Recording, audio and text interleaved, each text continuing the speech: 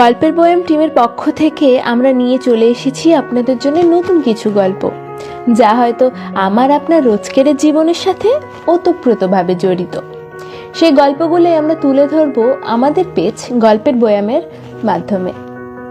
আজ আপনাদের জন্য রয়েছে ধনী চৌধুরীর লেখা একটা ছোট্ট প্রেমের গল্প, যেটার প্রধান চরিত্রে রয়েছে শুভ ও স্নেহা, এবং গল্প পাঠে আমি ঈশিতা। তাহলে শুরু করা যাক নাকি? শুভ আর স্নেহা খুব ভালো বন্ধু, আবার খুব ভালো প্রেমিক প্রেমিকাও বলা যেতে পারে। দুজনের মধ্যে কথা কাটাকাটি আর খানিকটা অভিমান। হঠাৎ স্নেহার ফোনটা বেজে উঠল। ফোনটা ধরবে না ভেবে কি মনে করে ফোনটা ধরেই ফেললো, আর ধরেই বলল, আমি যাব না। তুই যাবি? বললাম তো যাব না। তুই চুপ থাক, আমি জানি তুই যাবি। না না না, আমি অপেক্ষা করব, কাল সময় করে চলে আসিস। না। শেষমেশ রেগে স্নেহা ফোনটা কেটেই দিল। যা, ফোনটাই কেটে দিল। এই মেয়েটা যে কি করে না। স্নেহা শুভ 3 বছর ধরে সম্পর্কে আছে। তাদের মধ্যে রাগ অভিমান সারাদিন হতেই থাকে। শুভর থেকে বরাবর স্নেহার রাগটা একটু বেশি, আর বেচারা শুভ স্নেহার রাগ অভিমান দূর করার চেষ্টাও করে অনেক। এবারও ঠিক তাই হয়েছে। স্নেহা শুভকে 5 দিন ধরে বলছে নন্দনে মুভি দেখতে যাওয়ার জন্য, কিন্তু শুভ কাজের চাপে সময় পাচ্ছিল না। তাই স্নেহা রাগ করেছিল এতদিন ধরে।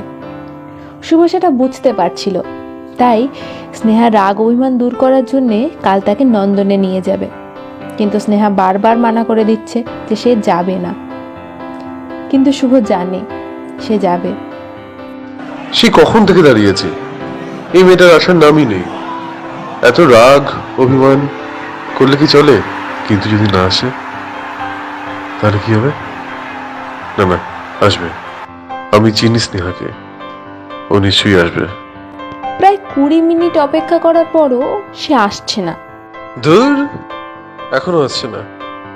একবার কি ফোন করব? না থাক, করবো না।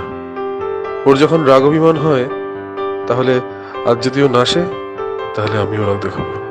হঠাৎ শুভর নজর গেল একটা লাল শাড়ি পরা মেয়ের দিকে। মেয়েটা তার দিকেই এগোচ্ছে।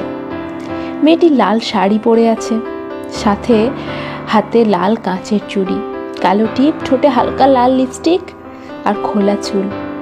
মেয়েটির এই হালকা সাজ যেন তার সৌন্দর্যকে আরো অনেক বাড়িয়ে দিচ্ছিল। শুভ মেয়েটার থেকে চোখই ফেরাতে পারছে না। এদিকে দেখতে দেখতে মেয়েটা যে কখন তার কাছে চলে এসেছে সে বুঝতেই পারেনি। কি হলো? কি তাকাচ্ছিস? কই তাকাচ্ছি? এই মিথ্যে কথা কম বল। ভেতরে যাবি না এখানেই সারাক্ষণ দাঁড়িয়ে থাকবি? না না না না, চল চল চল চল। এতক্ষণ তো তোর জন্য অপেক্ষা করছিলাম, কিন্তু তুই তো আসতে লেট করলি। বেশি বকিস না, আমি ঠিক সময় এসছি, তুই একটু আগে এসছিস। ঠিক আছে ঠিক আছে ঠিক আছে, তোর সাথে আমি কথাই পারবো না। তাহলে বলতে যাস কেন? আচ্ছা, আমি যদি এখানে অপেক্ষা না করতাম তাহলে কি হতো? মানে ধর তুই এসে দেখলি যে আমি নেই, তাহলে কি হতো? কি আর হতো, আমি একাই মুভি দেখতাম। জানি তো, একবার তোমাকে ফোন করতি না, তাই না?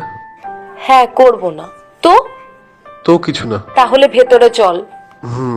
শোন না, বল। বিয়ে করবি? কাকে? কাকে আবার? কেন, তোর সামনে এত সুন্দর কিউট একটা ছেলে আছে, তাকে ছেড়ে কাকে বিয়ে করবি তুই? ছি, তোকে জীবনেও করব না। আমি জানি তুই করবি। না, মোটেও না। হ্যাঁ, আমি জানি। ভালো। আজকের এই মিষ্টি প্রেমের গল্পটা এখানেই শেষ হচ্ছে। স্নেহার চরিত্রে সুস্মিতা পাল, শুভ কল্যাণরাজ। অসংখ্য ধন্যবাদ আপনাদেরকে আমাদের এই গল্পটা পুরো শোনার জন্যে।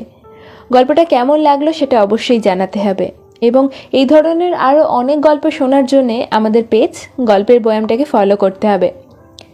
লাইক করতে ভুলবেন না কিন্তু। শুভরাত্রি।